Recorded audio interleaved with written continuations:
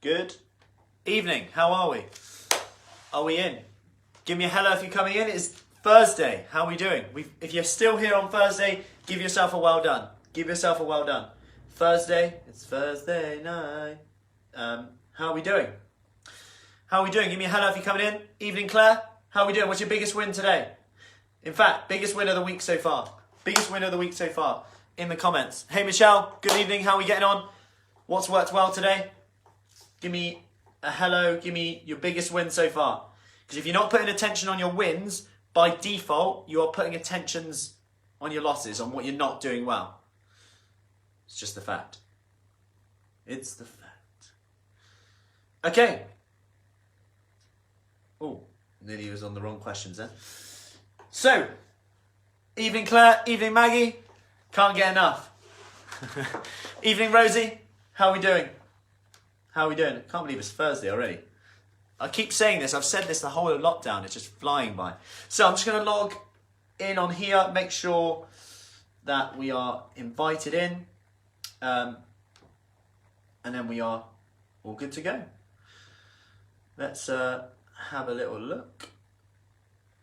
And relationship with food today. How do you get on with today? What's your biggest take home from today, actually? Hey, Alison. Hey, Nikki. How do you find the psychological hunger, physiological hunger? What's your biggest take home from that? Hey, Jackie. For me, it's always a powerful one on that. And I know a lot of the ladies find it, who we work with in the Kickstart. Drinking lots of water and eating more protein. Biggest wins. Perfect. Hey, Sally. I'm exercising, enjoying it. Food focus is fab. I'm on it. Love it. Becky, biggest win. Eating protein at every meal. Yeah. Why isn't that talked about more? Crazy, isn't it? Crazy. Okay. Right. Let's have a look. Let's have a look. Evening, Sabrina. Evening, Sally. Okay.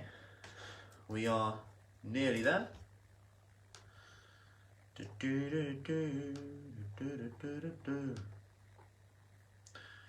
Let's have a look. Right. Okay. Evening, Kathy.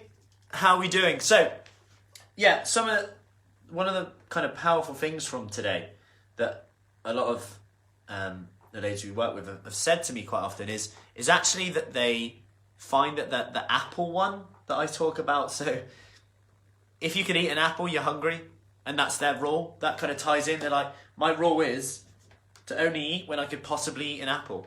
If I could eat an apple now, I'm hungry.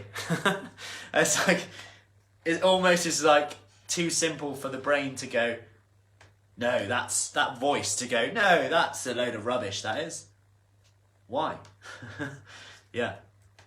Okay. Right, let's rock and roll. Okay, just logging in now, and then we'll make a start as I get these questions up. Rosie, drinking lots of water, done 2 workouts this morning. Protein with each meal, really struggled to eat breakfast though. That's not necessarily a bad thing. Are you not hungry? Is that why? And the issue is there, if you're not hungry, then that's fine. If you're hungry and you overcompensate later, then that's going to be the issue. So it really depends. Breakfast isn't the most important meal of the day. Every meal is the most important meal of the day. It's as simple as that. The Breakfast Company. Dr. Kellogg's would love you to say that.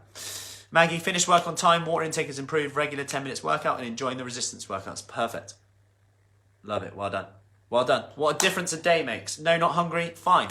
Brilliant. So ignore Kellogg's. Dr. Kellogg's. Ignore him. Okay. Okay. Perfect. Cool. Evening, Karen. Give me a hello if you're coming in. I'm going to get those questions up now.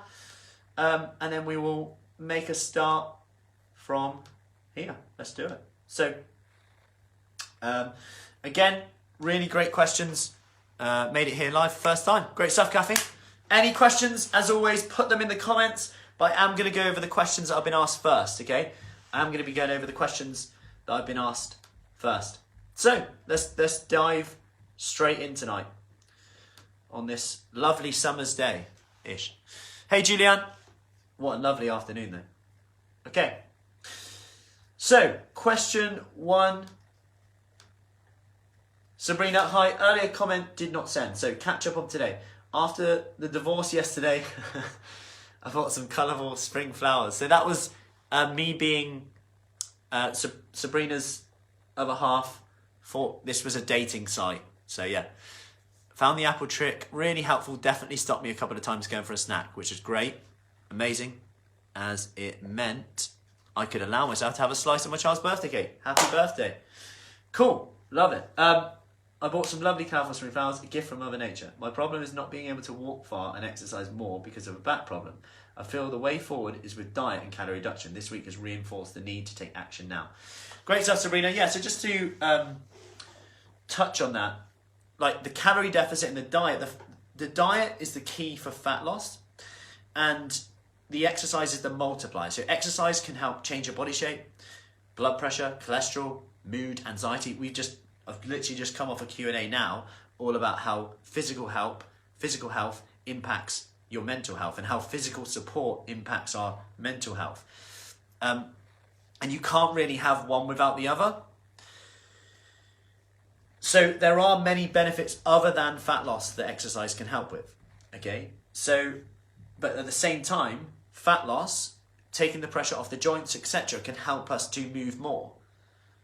It may actually help our signaling improve in terms of insulin resistance, risk of diabetes, all these things that come into it. As a result of that, we then actually start moving more. So there's two ways you can look at it. And I think we've actually, to an extent, even Caroline, gone a bit too far in almost being a bit of a stigma around trying to lose weight. Like almost some people are around in social media are actually demonizing people who actually try and lose body fat, which is crazy really when you look at the evidence around what happens if we can sustainably do it.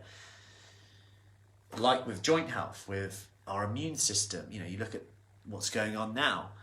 And I just wanted to touch on that because people, including me, it happens, we are worried what other people think and what is being explained in the media. And it's about, it seems like in the media and in especially the diet culture, there's either one way, like you go aggressive calorie, Michael Mosley, 500 calories, or you never diet, you never try and lose fat, and you should be happy the way you are.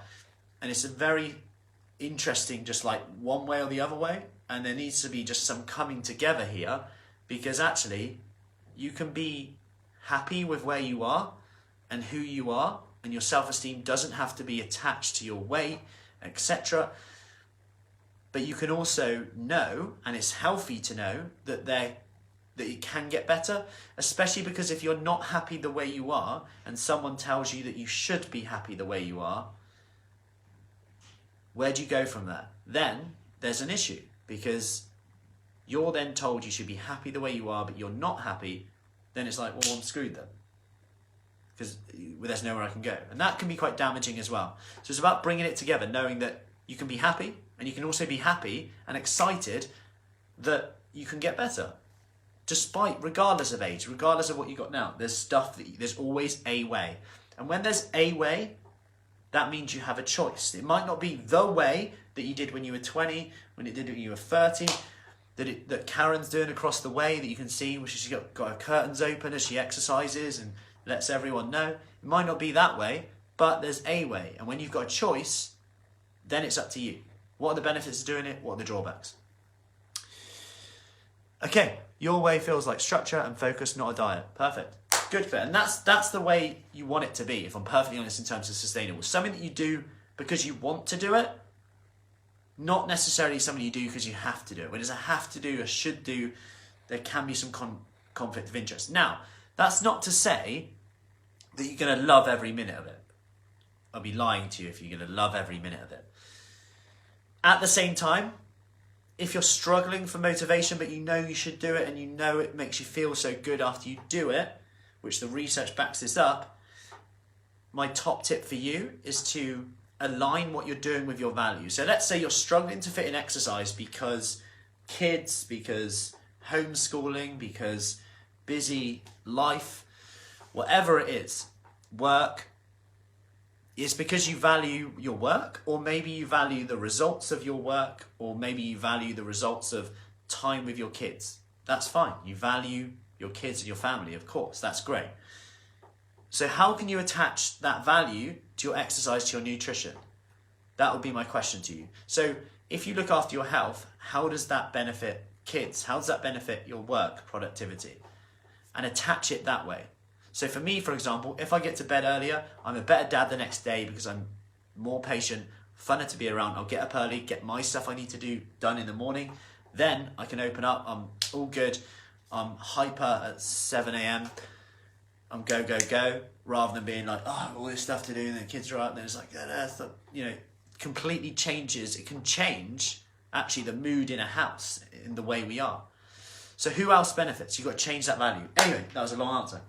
And he can't make tonight's, but will be on replay. All good. So, Becky, referring to today's task, I work full-time from home and usually snack whilst working. I think through boredom, stress, procrastination, or just for a trip to the kitchen for a change of scenery. I have lots of activities I like to do for me time, but I can't do them during the working day. Any suggestions on what other tactics? So Becky's working from home. She's got lots of things she can do for herself. Lots of things she can do for herself, but she can't do them during work because obviously she's working. So any suggestions on this? Now, could you do a 1-minute exercise session? Like, I know it sounds really odd, but it can take 1 minute just to change your state, change your energy. Could you do some deep breathing? Just walk around the house, pace around the house. Get a hot drink if you're after something.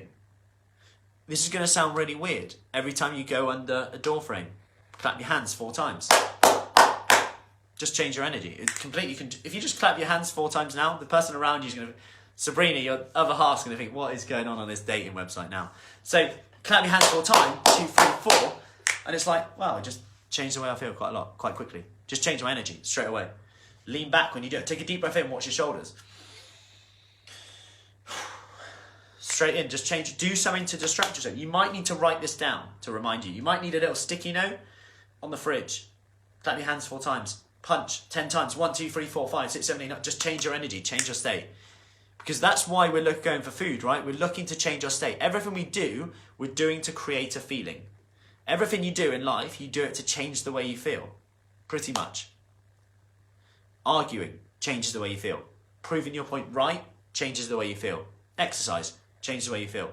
Eating changes the way you feel. Working can change the way you feel. Yeah. Venetia, I really enjoying the journey, learned so much. I worry only 10, 15, 20 minutes exercise isn't enough. So I'm used to an hour walking outside. So use an hour working out in nutritional mindset, need to rid the guilt. Yeah, so you're saying that you used to think you had to exercise more, now you're feeling guilty you're not exercising enough. Is 10 to 15 minutes, 20 minutes of working out enough? And that is because traditionally it was like, yeah, you exercise for an hour. I think that was just as a convenient way for someone just to time plan their day and their schedule. They're like, yeah, you exercise between 2 and 3, then we don't have to faff around with like 40 minutes and 20 minutes. Your body doesn't care how long you exercise for. Your body doesn't really care about that. It just cares about your goal and what you want to achieve and whether you've done what you need to do to achieve that. And how you know that is based on your results over time. Have you given it enough time? That would be the key thing to consider with that. And remember that, yeah, you might go for an hour's exercise, but if you're only going for an hour's exercise once a week, that's 60 minutes. If you're doing 15 minutes a day, because it's more achievable, quick maths, that's more than 60 minutes. So as a result of that, you've actually done more by doing quote unquote pointless exercise. And whenever you say it's pointless or isn't enough, add it up and then just consider if it's enough. And it might be that if you want to do more, give yourself permission to do more. I always say, if you want to do more, if you want to do it again, go and do it again. You'll obviously get more out of it because you're doing more, but I'm not saying you have to do more. Exercise is the multiplier. Can you make that 10 minutes the best 10 minutes ever. That's not going to sound good for the dating show, isn't it? Anyway, sorry, Sabrina. Yeah, I do 3 times 10-minute sessions per day at the moment. So Maggie, yes, so you're doing them sporadically up the day. It's a bit like how I work out. I work first thing in the morning, I'll do a little set, do a little set later on. I just get it in and around, looking after kids, doing what I do. And that suits my lifestyle better. Evening, Eileen. So, I hope that helps. Becky's currently in her house clapping. Yeah, cool. So, nut milks. This was from Claire. It's a great question. So, nut milks. So, should I be using nut milks, or is skimmed lactose-free milk okay? Now, the fact you said skimmed lactose-free milk would suggest you're having lactose-free because you have an issue with dairy, lactose. So this is an important thing to remind you of, in that you can still have dairy if you're lactose intolerant, and you can benefit from the vitamin B12, the high quality protein, the high quality absorbable calcium that we know comes from dairy, which could be associated with potential fat loss, could be associated with bone health. However, should you switch to nut milks? Well, it really depends. Skimmed milk is quite low in calories anyway. If you're having it quite a lot though, if you're drinking it, yeah, the nut milks like almond milk might be a lower calorie option for you. If you want to reduce your calories without really noticing, nut milks can be an option for you. Some nut milks or alternative milks are actually quite high in calories, like oat milk can be actually higher in calories. Ones with added sugar can also be higher in calories, like rice milk as well. So just being wary about what one you go for. So, yeah, either way is fine. Thought you were going to suggest hanging from the door frames. No, don't worry. Great stuff, Joe. Who asked that question? Let me just scroll up. Wendy, how do you measure the amount of yogurt? So generally, you know, when you buy a pot, it'd be about 170 grams. That's generally quite a good portion for it. Or you could just go for kind of, I know that's really random, but like that would regard to your protein. So whether it's hand size, whether that's like 4 tablespoons or so. But around 170 is quite good. Veronica, love the concept of high quality shorter workouts. Thanks all. Great stuff, Veronica. Yeah, awesome. Okay, so Eileen, how do I get the calorie checker? So that's the one that we put in yesterday. Kathy, I picked up the link from comments on last night's. It's on the website here. Perfect. So you've already taken care of that. I love it. Bronya, hi Matt. Doing the donkey kicks leg raises to the back. Does the supporting leg go into a lock straight position with activated thigh or slight bend? Thanks. Okay. So what Bronya's meaning on here is she's round on here. So in here, let me just move back a little bit. So this one, where your leg's behind, in here. So she's referring to what my standing leg is doing. And you just want a slight bend in your knee, like a slight bend, if possible. A slight bend in your knee, but it can be straight if not. But the key thing is you're digging your heel in the floor. Try it now. If you just dig even if you sat down now, dig your heel in the floor, lift the big toe up, and I guarantee your thigh will just start activating straight in. Imagine if you did that the whole way through that 10 minutes. Now, Veronica, your 10 minutes is stepping up a little bit. You're feeling that muscle more. You're making that next rep better than the last rep. That's the brilliant thing about resistance and muscle strengthening exercise. You can get a little bit better with every rep. Whereas when you're going for a run or a walk, it's great, don't get me wrong, but it's very easy to hit a brick wall. Not by running into one, but in terms of your progress, because you only get so far before you're going, right, I've got to go faster or I've got to go further. That's going to take more time, or that could be too challenging for me. Whereas with resistance exercise, you can get more inefficient. Whereas with aerobic exercise, it's all about getting more efficient, aka I'm feeling fitter, I'm running further. I'm conserving energy, I'm not using my shoulders so much. Resistance exercise, can I feel the muscle a little bit more by squeezing it a bit more? Can I dig my heel into the floor a little bit more? Can I lift my big toe up? The more you squat, the better you get activating the muscles, less activation of the knee joint.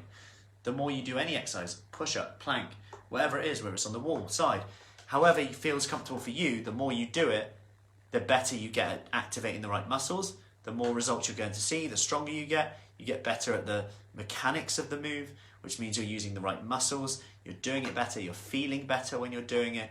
As a result of that, you can see yourself getting stronger with that. That then breeds confidence, and you keep going. All of a sudden, you're like, well, I'm going to try the next one, and you see that progress, and then that's an amazing feeling. So, hope that helps on there. Okay, let's go into the next one. Okay, Helen. Let's have a look. I've really been enjoying this week. I'm eating better, eating more protein. I haven't been snacking or drinking wine, which is a massive achievement for me. Amazing. Awesome work. I've loved feeling muscles work that I had forgotten were there, and the guilt has gone. Good. However, I'm concerned that when I go back to work, I'll get back into old habits. I rarely have time for breakfast. I don't really get breaks at work. I'm surrounded by easy snacks, bread, cake, toast, and leftovers. I'm scared I won't be able to control my habits. Have you got any helpful tips? It's a great question. So I'm scared I won't be able to control my habits. I'm scared I'll go back into my old habits again, cakes, etc., easy to grab. Have you got any tips? Now, what I would say with this is, number one, if you're doing it now, then just give yourself credit for the fact you're doing it now. That's the only thing that exists is now. The anxiety is coming from wondering what you're going to do in the future. Now, from what I'm hearing there, your biggest concern is actually that there's going to be loads of snacks around, cakes, bread, etc. So one, it's going to sound like what you're doing now, how can you mirror that to when you go back to work? And if cakes, etc. is something that you don't want to miss out on, how many would you need to be happily satisfied? And on how many days? It might be, for example, one of the ladies said about with her work, she says, I only eat cake on a Friday. If I only eat cake on a Friday, I feel satisfied, and it just means I don't have to rely on willpower every day because I've decided that I'm only having cake on a Friday. It's just what I do. Or I only eat cake when I'm with my other half on this day. Whatever it is. When you have that set rule in place, you're in control then, rather than it being just do well today, do well today, do well today, and just hoping that willpower passes you by and no one offers you it, rather than having a set plan. But obviously you've got to make the choice that makes you happy. You might feel like that voice in your head says you're depriving yourself by not having it, but then you've got to consider what you're depriving yourself of by having it. What are the costs of having it? What are the costs of not having it? It could be monetary, it could also be physical, mental health, how you feel. And it sounds a bit odd, but if you think about the average time it takes someone to recover from like binge eating or eating, drinking when they haven't wanted to, and they feel annoyed and frustrated, is 24 hours. So people generally feel rubbish for 24 hours after. If you consider that could, and you went one day on, one day off, that's like half of your life where you feel rubbish. Then you got to consider, okay, what's more important to me right now? How do I want to feel? What do I need to do to create that feeling? Helen, I don't even like cake, but when I'm so hungry and there's nothing else available quick, I eat it. Okay, so with that, Helen, you've got to consider, can you get something high in protein in the day in, even if it's before your work, just so that you've got something in there, your hunger hormones are a bit more satisfied? Or taking something with you that you can just grab and go, like really quick, high protein snacks. Even if it's a shake, a bar, or just fruit, yogurt, something that's easy to grab and just to have straight there and then. Almost having like a, when you see cake, I have this. It's like an instant thing straight away. Yeah, because if you don't even like cake, you're not even going to enjoy it. So it's not even like you're missing out, right? So you might as well just have something handy. Yeah, so hope that helps. Let me just scroll up. Worried I'm going to knock you over. Hang on. Okay, Rosie. I have osteoarthritis in my knees. I found the squats painful. I'm really hoping the more I do, the pain will ease. Yes, tough one that. So osteoarthritis, we know what does better. I actually did a Q&A on this 2 weeks ago.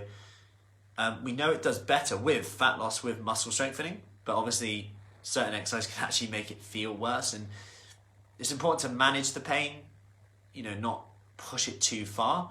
That's why, certain workouts don't have squats in as well, and in the Kickstart program, which I'll put the link in above if you want more information about it, we do have our back to basics workouts with Julie. We also have low intensity. I do no floor, knee friendly, no squat workouts as well. So you can just balance it out a bit. So it's not that you're avoiding it all the time, because at the same time that can cause other issues, similar with people with shoulder issues as well. Like you avoid it all the time and then frozen shoulder or whatever in certain situations. But rest is rarely the answer. It's always about focusing on what you can do. Then nutritionally, around osteoarthritis, upping your omega-3 as much as possible. Eating a more anti-inflammatory diet can help. Turmeric can help manage the pain. Curcumin is the active ingredient in that.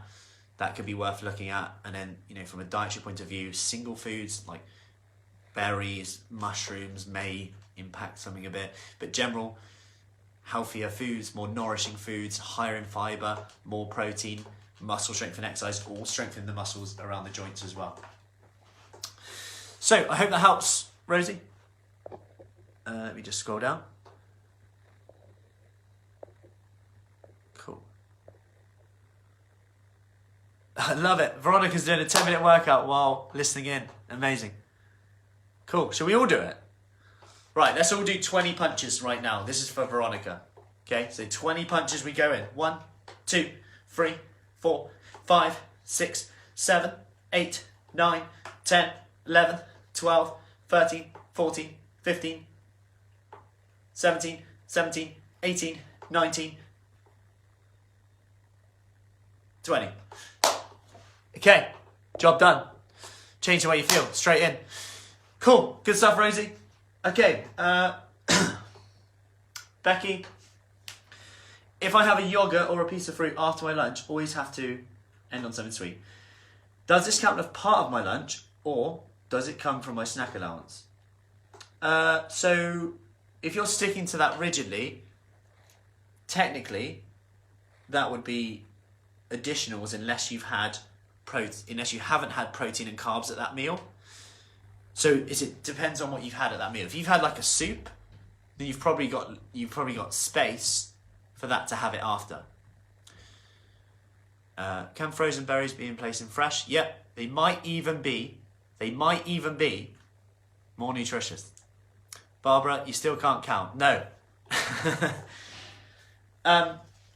So, yeah, Becky. So, but at the same time, if doing what you're doing, because you've got to consider where your starting point is. Because if you're starting there and then you're going straight to the meal maker and you're being 100% strict with it, your calories might have done this. You might now be there and you were there. And really, you might have gone too far. So that yogurt and berries or yogurt and fruit after might just take you there. That's a more sustainable level for you and you feel better doing it. Wendy, done well, sat in bed. Love it. Awesome work. Awesome. Okay, next question is, let's have a look. Sue, I don't drink milk, but need calcium ideas for osteoporosis. A few to look at would be, so this is my answer. I was reading my answer like it was a question. So a few to look at, this would be non-dairy calcium ideas. I just want to give you a little background on that. So dairy calcium seems to be a lot better absorbed than like a plant-based calcium. They show this from research with regards to how calcium may be impacting people's fat loss as well. So people with higher dairy calcium tended to lose more body fat despite calories being the same. Now they think it may be because calcium is stored in fat cells. So if your calcium is quite low, then your body doesn't want to shrink the fat cell too much because it will have to get rid of the calcium as well with that. That's one hypothesis. Now, if you don't have much dairy, so she said she doesn't drink milk, but she does have yogurt. So the yogurt's going to tick the box anyway. Oily fish can contain some lagoons, yogurt, like I said, beans, some like leafy greens, almonds to an extent. But they're not as well absorbed, so you may want to consider supplementing with that as well, unless you're having a yogurt a day, say. That's fine. You also probably want to have some vitamin D3 as well, if you're not. Evening, Rachel. Cool. Hope that helps, Sue. So, Falmer asked, why is cheese not mentioned? What does it come under? Can I eat fruit and nut granola for breakfast? What does this come under? So, cheese. So, that's a good question. So, if you've in the meal maker, remember it's lean protein sources are under protein. So cheese would come under your protein and your fat. Predominantly, it would take up your fat allowance, if you like, and it would be a protein. But obviously, because the portion size would be slightly different, so much cheese, it's quite calorific. You would probably want to use some of your snack allowance if you were strictly hitting it. If you were having more of a higher fat meal, like halloumi, for example, you might want to make it lower carbohydrate and use some of your allowance from there, or use some of your snack allowance from that. Cheeses where you tend to not have to use as much would be something like halloumi or feta. That's quite a strong taste. If you're going to have like cheddar, try and have extra mature. You'll notice that it's harder to overeat. Eat extra mature cheddar for like a few years and then go to mild cheddar, and you can just eat mild cheddar like so easily. It's scary. But just remember, when it comes to things like cheese, they are processed and they're there to be absolutely delicious, and then be mindful that they are very easy to overeat. That's with all processed food, whether it's healthy or not, whether it's peanut butter, hummus, cheeses. If you look at foods like that, they tend to be easier to overeat than say take like a chicken breast with some vegetables. Like, it's just harder to overeat food that isn't processed, because the processing normally makes food more delicious in most cases. And the more delicious food is, the more likely we are to overeat. Houston, we have landed. If perseverance can land on Mars, I can persevere with this journey. Yeah. Oh, amazing. Love it. So, let's do it. So, Claire, the calorie tracker is really good. Cool. Oh, missed that last bit. Can I eat fruit and nut granola for breakfast? So you can. That would be lacking in protein. So you could add a few dollops of yogurt with it instead. Or you could you don't have to be perfect, Valma, remember. So it could be that you just say, right, I'm going to focus on my snacks and my lunch and my dinner, my protein, and then I'll keep my breakfast as it is because it keeps me full up and I enjoy it. That's okay. It's just a recommendation that you get protein in. If you're not hungry till lunchtime and you're having nuts and granola, that's fine. I would just consider that fruit and nut granola is often really high in calories, often higher than you would ever imagine. We actually bought some the other day to give to the kids, and we're doing some like porridge for them. Long story short, if you've got a 2-year-old who sometimes wakes up in the night, when they're full up, they sleep so much better. So anyway, then we get into the habit of like a nighttime porridge. So like evening porridge. And anyway, they sleep so much better. But we got some granola. I just looked at the side. I was like, wow, like a serving is like, an actual serving is just like a tiniest handful. Yeah. Wendy, is tin tuna a good source of protein? Yeah. Really high quality source of protein. Yeah. Yeah, all good. It's not omega-3, but it's still high grade protein. Unless you have like a tuna steak. They say the squashing of the tin means the oil from the omega-3 is actually lost. Interesting fact of the day. So, what would happen? Hang on, where are I? Claire, the calorie checker is really good. Thanks, Matt.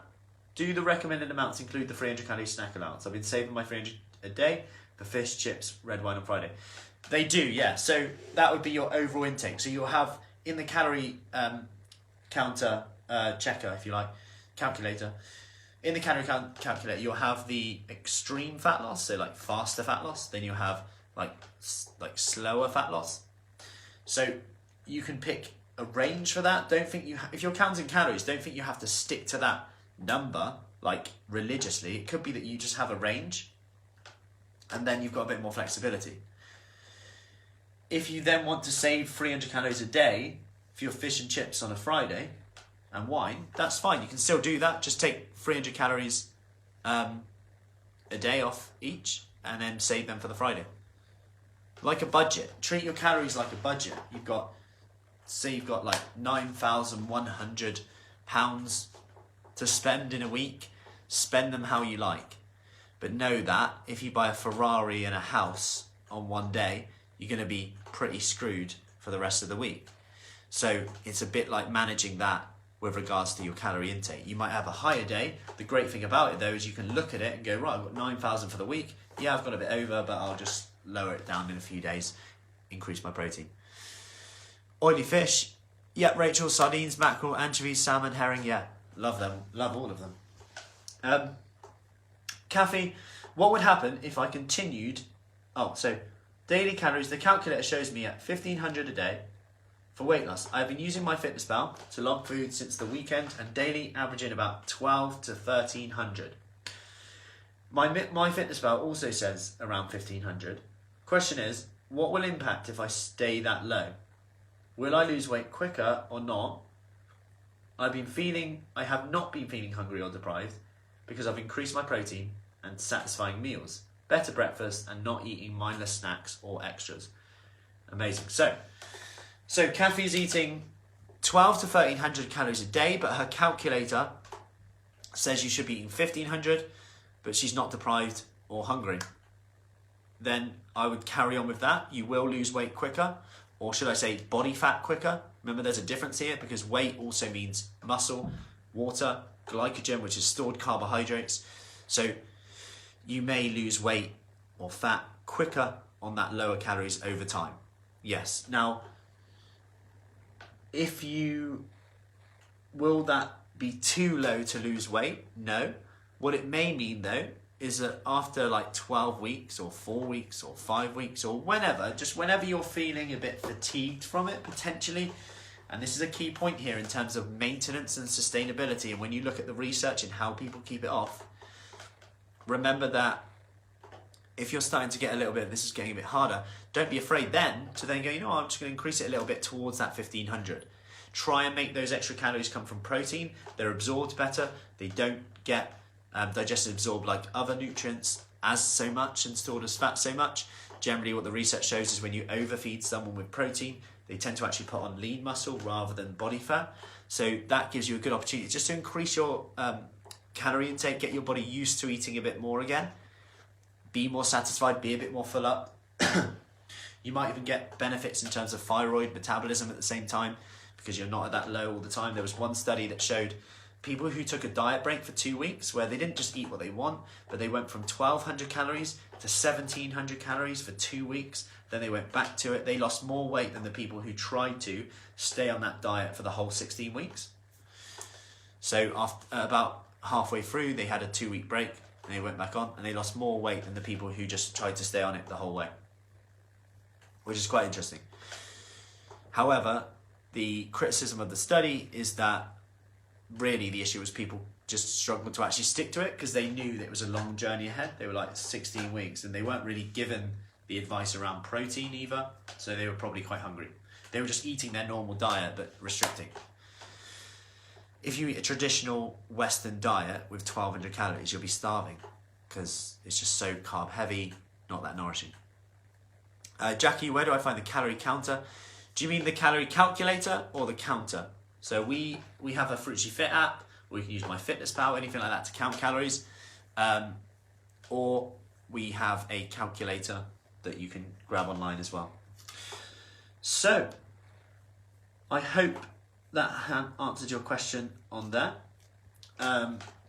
Any other questions at the moment? I will touch, tonight we did a Q&A in our Kickstart program, and it was all around how your physical health impacts your mental health. And I just want to touch on a few things that I shared on there with regards to anxiety, depression, mental health, and how amazing the research is in terms of the chemical changes we get from even one exercise session. So this kind of comes in with your question, Veronica, about, is 10 minutes enough? Like one workout for 10 minutes for 1 minute can change the way you feel, can change your state, can get those endorphins flowing around. Yes, that might not be enough to run the marathon tomorrow, but that's momentum, confidence, proof you can do it, sense of achievement. Then remember this, what you do today, you're more likely to do tomorrow. What you do today, you're more likely to do tomorrow. So if you exercise today, you're more likely to exercise tomorrow. That's just a fact. Okay? So if you consider the nutrition and mental health, we know that caffeine may accelerate feelings of anxiousness in certain situations. Remember, like anxiety, just like confidence, is very much situation specific. Like you might experience high levels of confidence in one area, low in another. You might be really high and confident in-house or family life, social life, but then quite low in confidence in a work environment. Now, what we know is that in certain areas, if you've got anxiety, then caffeine may accelerate that. Sugar, high saturated foods may accelerate that more as well. They're more likely to have anxiousness. Probiotics can actually help with that, potentially with the signaling. People who take probiotics will have more diverse gut bacteria, whether that's from exercise, the nutrition they have, tend to have lower rates of anxiety, depression as well, which is really exciting. There was one study in autism which actually got cancelled halfway in because they gave half the parents of the kids with autism probiotics, half placebo, and the parents were so pleased with the results that they didn't want to carry on and swap over because they were seeing such benefits. So they actually stopped the study because it would have been unethical to continue. So it's quite interesting. Inflammatory foods, again, refined flour. Not talking about the dating stuff here. Flour, high fat products. In terms of minerals, magnesium levels are really, really important, and they've been shown to lower risk of developing like anxiety, depression. Folic acid, vitamin B, omega-3. And just in general, what's really interesting, I'll just touch on this to finish. The more restrictive and the more you cut out food groups, the more likely you are to develop certain mental health issues, whether that's depression, anxiety, even if it's for good reason. So if you're celiac, for example, and you cut out gluten, you're more likely to develop a mental health condition than if someone doesn't cut out foods. That's more linked to your perception around what it means by cutting out the food, though, potentially. And also consider if you've got one mental health condition, you're more likely to have another. So it's not, again, it comes back down to that relationship with food a little bit. Your perception about why you're giving up and excluding this food. Again, like vegan diet. If someone's cutting out for health reasons, it's more associated with depression or even an eating disorder cover-up. That's quite common now. Depression levels are generally higher in people who eat a vegan diet. But could this actually be because it's, like I said, linked to more eating disorders? So if you're doing it for ethical reasons, that would be different to health reasons. Anyway, we've covered a lot today. Dave, yeah, Caroline's right. Dave is a workout that we do. Dave's a workout we do. Maybe you could come and try Dave one day. This is going to make the dating website sound even worse now, isn't it? We got Dave. He's a workout. Oh yeah, that's believable, isn't it? They genuinely. He's got it on his t-shirt. That's how it'll go, Sabrina. Sabrina, do you think there should be more programs on TV about well-being and fitness? Surely, with what is known about the way coronavirus attacks certain humans with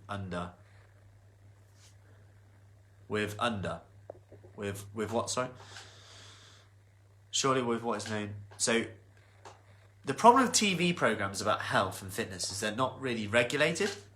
That's one of the biggest problems. And like Netflix documentaries some of the worst things ever. I've seen a few that are okay, but this might sound a bit controversial, but you can get someone who's on the board of like a nutrition advisory panel, and it will say like, oh yeah, Dr. So-and-so is on the board of the panel, and you've got to know that they might just be after their 5 minutes of fame, okay? And social media isn't, they're clever. They'll go and find someone who's just willing to say what they'll say. I know loads of people in the nutrition space and circle who have been asked to go on TV, but they wouldn't say certain things, so they didn't get on, and then someone else is on it. And you think, if they're on this nutrition board at like a certain university, you think, oh, they must be, in your head, you're thinking there's like 5 people on there, right? And they just discuss it between them, and they come up with all the guidelines. You go to their actual website, and there's like a list of like 200 doctors and professors on there. And then there's subgroup. Then you find the guy who's just said it, and it's like, you know, is that actually, have they twisted it a little bit as well? The way it's edited to make it, because media love when it's one thing, right? You know, gluten's the issue, then it's carbs are the issue, then it's fats are the issue, then it's eggs, then it's lagoons, like not blue lagoons. Yeah, so I do think there should be more awareness out there. I do think it's getting better though, but then again, some of the documentaries out there are just really biased with an agenda. Like Netflix is there to entertain, and it does that very well. So, you know, you've got those documentaries that are funded by people selling often products that they're promoting. And their argument is that you shouldn't have the other product because they're trying to sell it to you. Yeah. It's really interesting. Yeah. Yeah. Fascinating. Anyway, I hope that helps. And any other questions, do let me know. Tomorrow we bring this all together, okay? Tomorrow we're bringing this all together. We're bringing this all together into one big plan for you. So you leave with those 3 habits, the food, fitness, focus. So this is what we do in the Kickstart. We go over your 3 habits.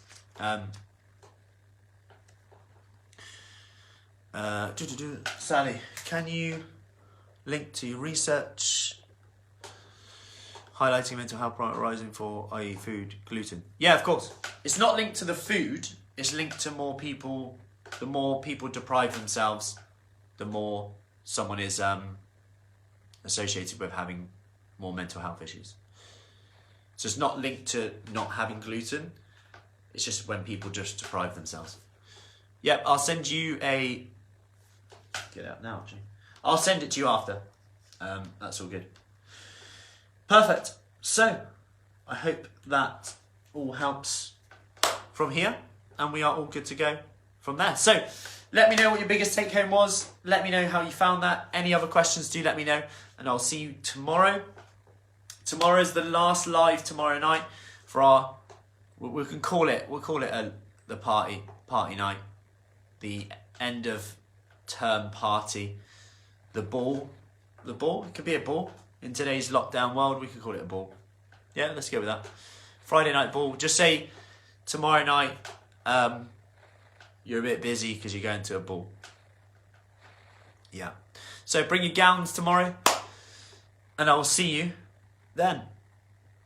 Awesome work, Jane. Yeah, I'll send it over. I'll post the link in the comments for you.